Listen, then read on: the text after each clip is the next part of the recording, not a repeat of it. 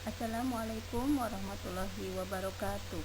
Anak-anakku semuanya, pada pertemuan kali ini kita akan membahas tentang kedudukan titik, garis, dan bidang dalam ruang.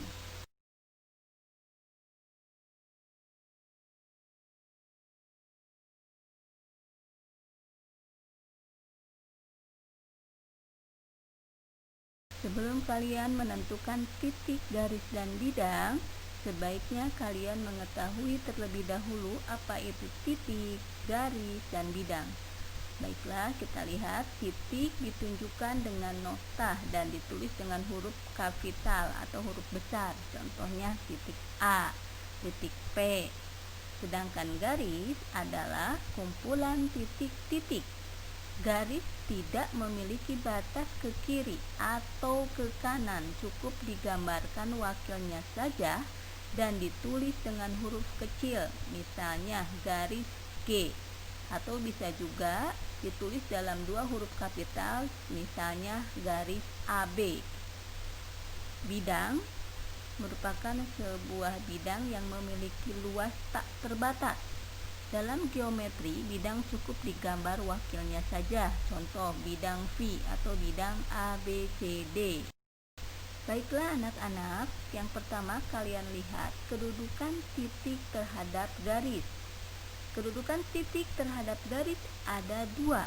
Satu, titik terletak pada garis. Yang kedua, titik terletak di luar garis. Kalian bisa lihat contohnya. Yang pertama, titik A terletak pada garis G. Berarti titik tersebut tepat berada pada garis G. Contoh yang kedua, titik A terletak di luar garis. Kalian bisa lihat titik A-nya berada di luar garis G.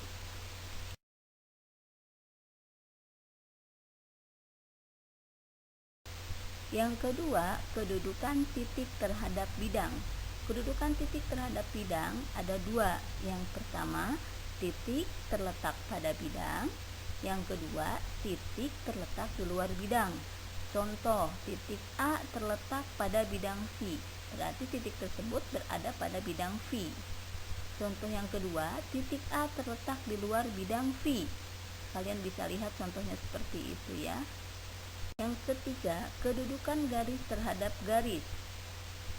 Kedudukan garis terhadap garis ada 4. 1. Garis yang saling berimpit. Contohnya garis G berimpit dengan garis H.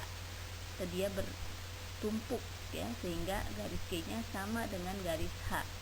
Yang kedua, dua garis saling berpotongan. Garis G berpotongan dengan garis H. Kalian bisa lihat contohnya.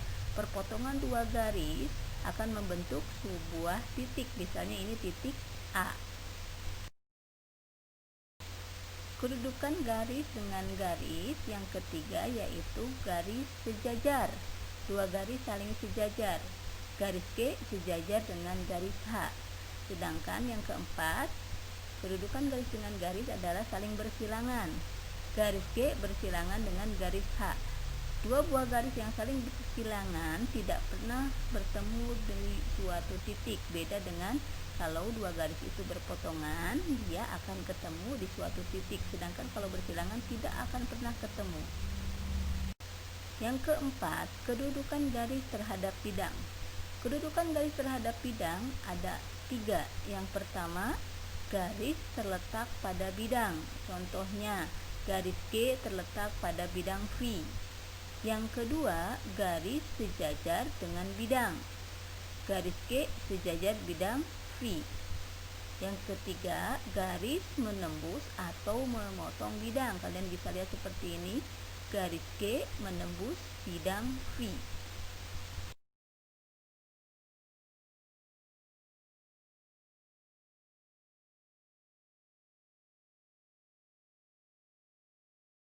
Terakhir, kedudukan bidang terhadap bidang. Kedudukan bidang terhadap bidang ada 3. Yang pertama, dua bidang saling berimpit. Contohnya bidang V berimpit dengan bidang W. Yang kedua, dua buah bidang saling sejajar. Misalnya ini bidang V sejajar dengan bidang W. Yang ketiga, kedudukan bidang dengan bidang yaitu saling berpotongan. Bidang V berpotongan dengan bidang W. Garis G adalah perpotongan bidang V dan W. Jadi kalau ada dua bidang yang saling berpotongan, maka akan ada garis potongnya dari kedua bidang tersebut.